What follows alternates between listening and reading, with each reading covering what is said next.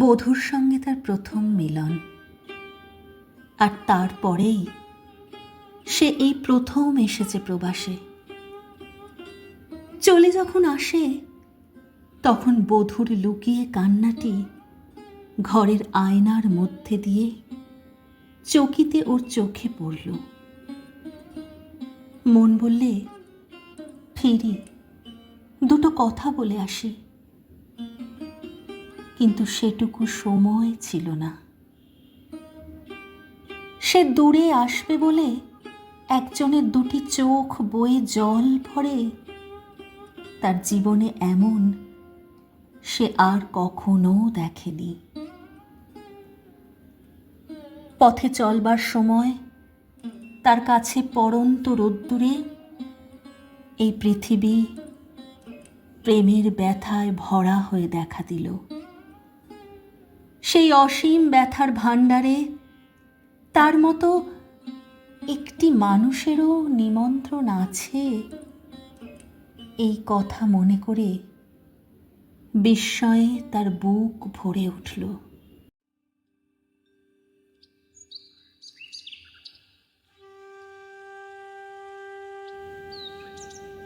যেখানে সে কাজ করতে এসেছে সে পাহাড়। সেখানে দেবদারুর ছায়া বেয়ে বাঁকা পথ নীরব মিনতির মতো পাহাড়কে জড়িয়ে ধরে, আর ছোট ছোট ঝর্ণা কাকে যেন আড়ালে আড়ালে খুঁজে বেড়ায় লুকিয়ে চুরিয়ে। আয়নার মধ্যে যে ছবিটি দেখে এসেছিল, আজ প্রকৃতির মধ্যে প্রবাসী সেই ছবিরই আভাস দেখে। নববধূর গোপন ব্যাকুলতার ছবি। আজ দেশ থেকে তার স্ত্রীর প্রথম চিঠি এলো। লিখেছে, তুমি কবে ফিরে আসবে? এসো, এসো, শীঘ্র এসো, তোমার দুটি পায়ে পড়ি। এই আসা যাওয়ার সংসারে তারও চলে যাওয়া আর তারও ফিরে আসার যে এত দাম ছিল, এ কথা কে জানত? সেই দুটি আতুর চোখের চাউনির সামনে সে নিজেকে দাঁড় করিয়ে দেখলে, আর তার মন বিস্ময়ে ভরে উঠল।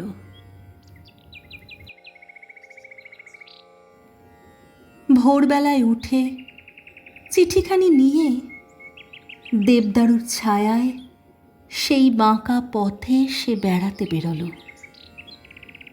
চিঠির পরশ তার হাতে লাগে, আর কানে যেন সে শুনতে পায়, তোমাকে না দেখতে পেয়ে আমার জগতের সমস্ত আকাশ কান্নায় ভেসে গেল।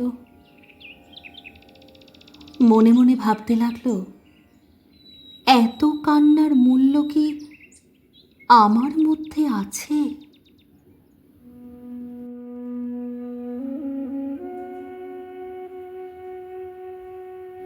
এমন সময় সূর্য উঠল পূর্ব দিকের নীল পাহাড়ের শিখরে।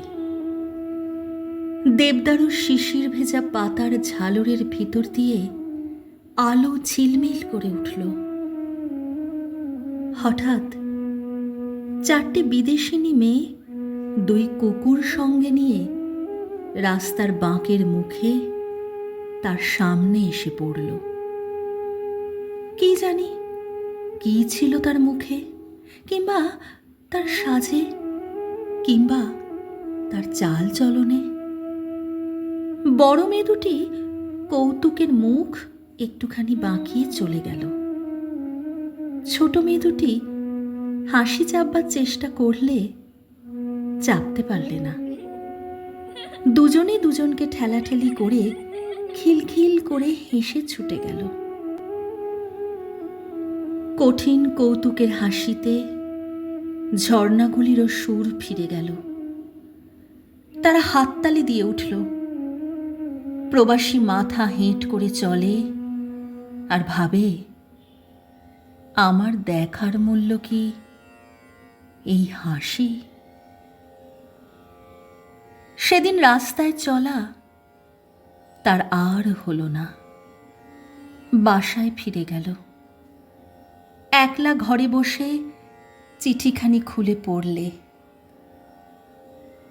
তুমি কবে ফিরে আসবে? এসো, এসো, শীঘ্র এসো। তোমার দুটি পায়ে পড়ি।